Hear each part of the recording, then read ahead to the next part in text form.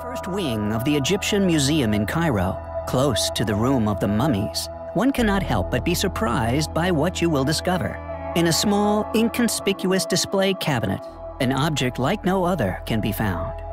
Made from a brittle stone known as schist, it is similar in shape to a wheel or discus.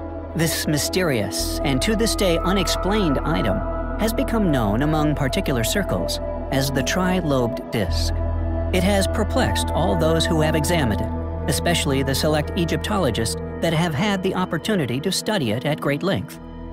Its discoverer is known as one of the most important Egyptologists of the 20th century, author of a classic volume on Egyptology, Archaic Egypt, that continues to be an important bibliographic reference of study even to this day.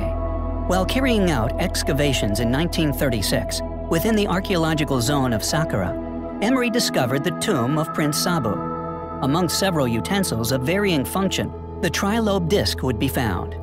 Emery's attention was immediately drawn to the object, initially defining it in his reports on the First Dynasty tombs as, quote, a container in the form of schist bowl. Years later, he again commented on the subject with a word that perfectly summarized the reality of the situation, indicating to the discomfort the object was causing, describing it as a kachibachi, a small hole that threatens to become bigger and bigger. It seems Emery, like many others within the same field, retained their success and notoriety by deliberately and publicly denying such artifacts any traction within the public domain, denying us all a true understanding of Egyptian history, or at least a questioning of the currently upheld teachings. He finished his quotation by stating that a satisfactory explanation has not yet been obtained on the particular design of this object, or indeed its construction. The accepted and predictably rigid view regarding the introduction of the wheel into ancient Egypt coincided with the invasion of the Hyksos at the end of the Median Empire in 1640 BC, this date being over 1,000 years after the disc's construction.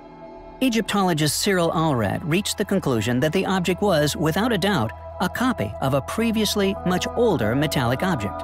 A detail next to the orifice in the center also made him suspect that this object was only a small part of a more complex mechanism, and that it was saved thanks to a stone reproduction for unknown reasons, made by an artist with unknown tools.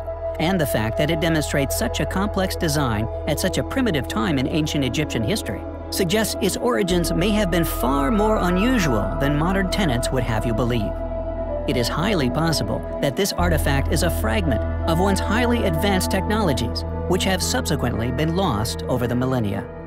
Regardless of hypothesis, its true function, history, or indeed construction, its reason for existence remains a mystery to this day.